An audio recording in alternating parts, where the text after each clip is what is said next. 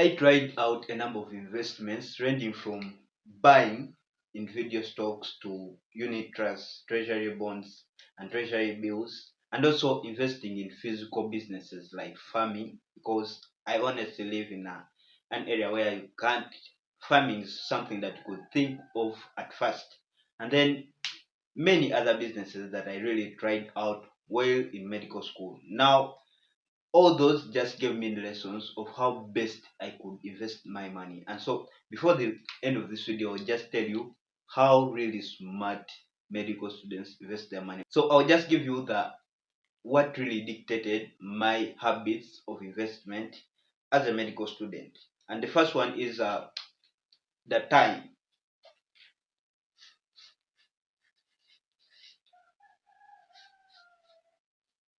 So timing in my investment really determined a lot because honestly I wasn't able or I wasn't in position to let my money be somewhere for quite a long period of time when I was been getting the profits. So investing in stocks would take a little longer personally for me, and also investing maybe, so I had to invest probably in a unit trust, you know, that could give me money in a short period of time, 30 days, 90 days and all that. But I realized stocks, yeah, they pay a little better, but compared to unit trusts or these treasury bills.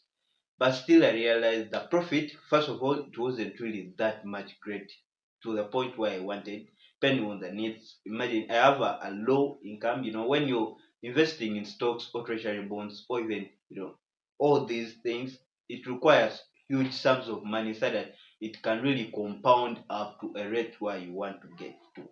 But with very minimal capital or minimal amount of money that you have invested in, even the profits will be very low and will not be worth the wait or the time at which you have been waiting for. So all this wasn't really, like, couldn't match up for me as far as I wanted it. And also even the minimal capital, that one I've talked about it, like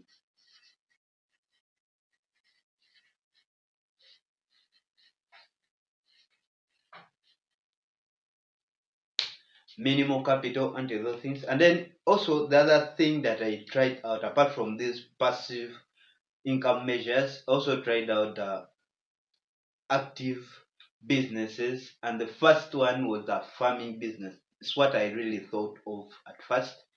Farming business, and then money lending and brokerage, like being a broker. So farming business, yeah, it was working out. Yeah, profits were good, a little good, but required much of my time. So it just comes back to this. I really had less time as a medical student focused on farming, and I was into poultry farming.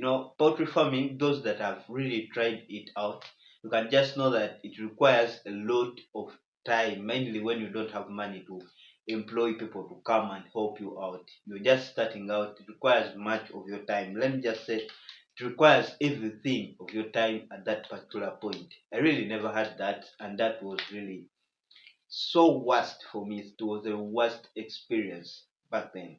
And also then I tried out money lending business. Yeah, I just never had the skill. Honestly, for this one I just never had the skill of how best I could get my money back, and then sorting out or saving out who the right people I should give my money to or lend my money to. Some point I was scammed, loss of money, and all my capital went away like that. So I lost it all. And personally, at this point, I can't really go back for such a business. I can't go back for money lending businesses because unless I get someone who is super experienced into that and they walk me through of how it works, how they make their profits, and all that thing, and also gain much more knowledge and skill on how to really run such a business, that's when I can honestly go back into it. But before that, I cannot go into it. So the best way I found on how to really invest as a medical student is investing in problems.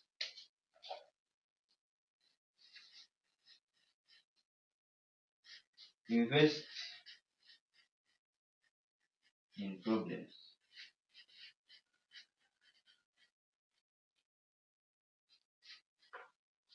So what do I mean by investing in problems? Here is like investing in the pain points of maybe the class, the community where you're living, or anything around you. You get that's the best way that I found it was really beneficial. Other than maybe going up asking a friend, right?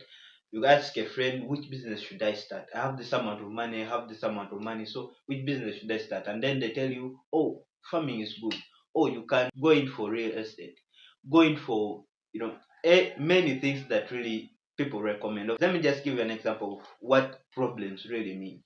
My class is always moved from place to place, just from one hospital to another in different regions of the class. So we find ourselves in new areas, and we are not familiar with the environment, and everything is new. That means even the shopping, everything, all those things, really everything is new.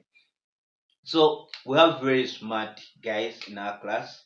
I think I'm not part of them honestly, because there are very smart guys in my class that are really think so fast and solve a problem immediately. So there was a point where we were taken and we were in a very, how can I say, hidden place, that getting what to eat or drinks, everything, it was really hard.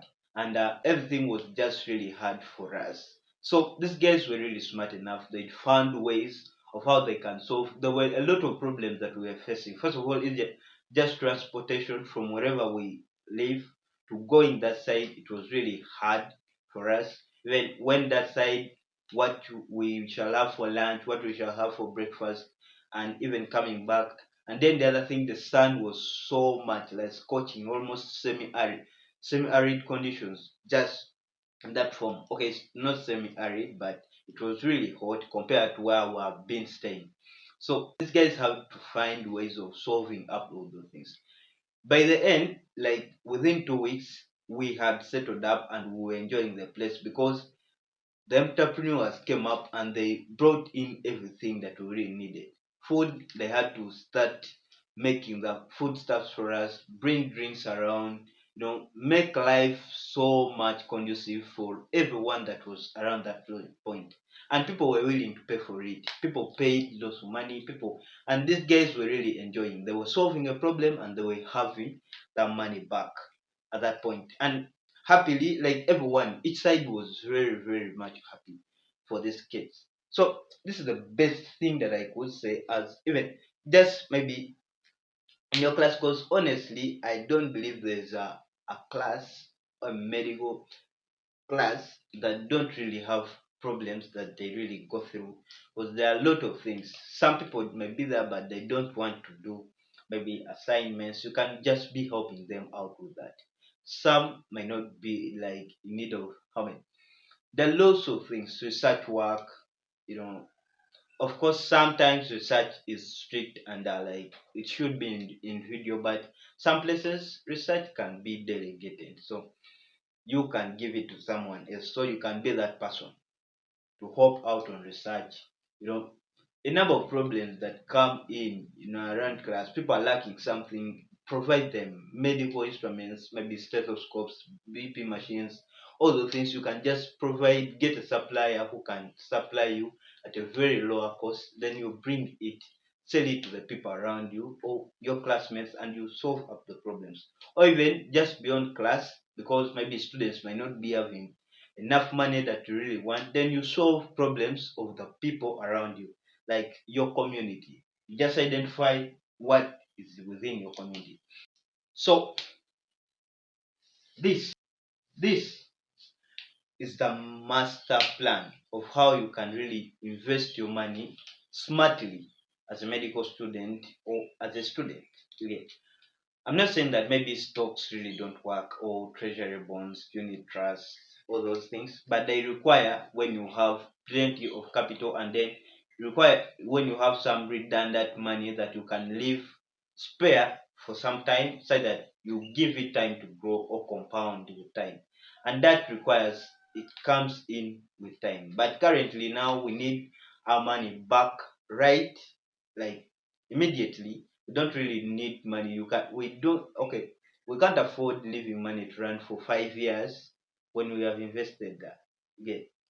Then we need return, quick return on investment, so quick. So investing in long-term ventures might not really, be a thing. And then also we need bigger profits at the point, because we have a lot of needs. We are starting with a minimal capital. So with minimal capital, that means you will need some wider profits such that you can keep moving, or reinvest, so that you go on, like, growing your business or growing whatever you'll be doing. But if at all maybe you have minimal capital, and also you're getting your profit margin is very low also, that won't really work out, and you may end up just being a mediocre guy, not doing anything. Yeah, and that's all I had to say for now.